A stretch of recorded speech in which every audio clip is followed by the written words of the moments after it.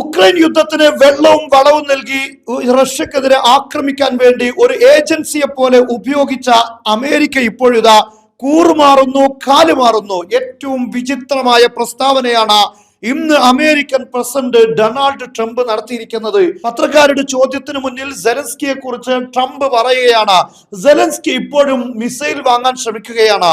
യുദ്ധം തുടങ്ങുന്നതിന് മുമ്പ് വിജയിക്കാൻ കഴിയുമോ എന്ന് ആലോചിച്ചിട്ട് വേണം യുദ്ധത്തിന് നീങ്ങാൻ. മാത്രവുമല്ല, 20 ഇരട്ടി ശക്തിയുള്ള ഒരു രാഷ്ട്രത്തോടാണ് ഉക്രൈൻ യുദ്ധം ചെയ്തിരിക്കുന്നത്.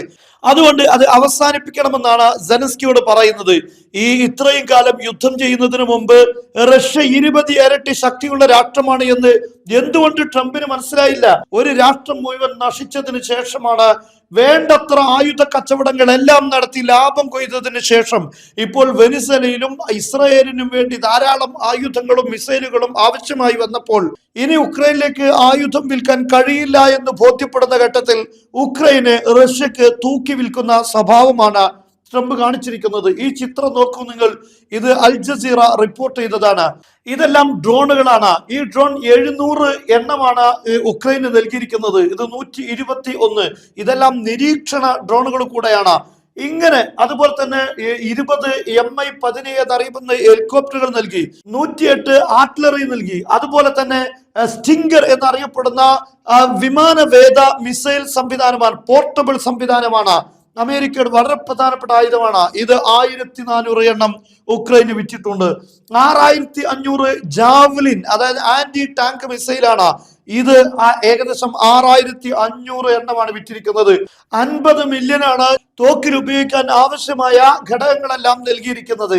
അതുപോലെ തന്നെ നമുക്കറിയാം ഹൈ മൊബിലിറ്റി ആർട്ടിലറി റോക്കറ്റ് സംവിധാനം, ഹൈമാർസ് എന്നറിയപ്പെടുന്നത്, ഇത് നൽകിയിട്ടുണ്ട്. ഈ സിസ്റ്റം നൽകിയിട്ടുണ്ട്. ടാക്ടിക്കൽ വെഹിക്കിളുകൾ 15 നൽകിയിട്ടുണ്ട്.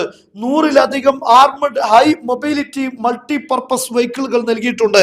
200 M113 ആർമഡ് പേഴ്സണൽ കാരിയർ സൈനികരെ കൊണ്ടുപോകാൻ ഉപയോഗിക്കുന്നതാണ്. യുദ്ധത്തിന്റെ ഓരോ സ്ഥലങ്ങളിലേക്കും സൈനികരെ എത്തിക്കാൻ. കൗണ്ടർ ആർട്ടിലറി റഡാറുകൾ 22 നൽകി. അതുപോലെ തന്നെ മോർട്ടാർ റഡാറുകൾ 4 നൽകി. എയർ സർവൈലൻസ് റഡാറുകൾ നൽകി 4 നൽകി.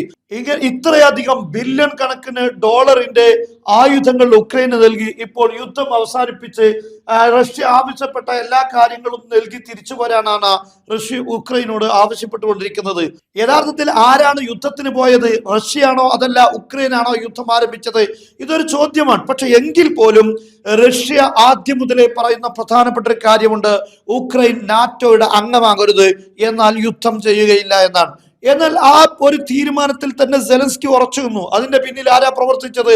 അമേരിക്കയും യൂറോപ്പും തന്നെയാണ്. യുദ്ധം തുടങ്ങിയതിനു ശേഷവും ഒരുപാട് അവസരങ്ങൾ ഉക്രൈന് നൽകിയിരുന്നു. എന്തായിരുന്നു റഷ്യയുടെ ആവശ്യം?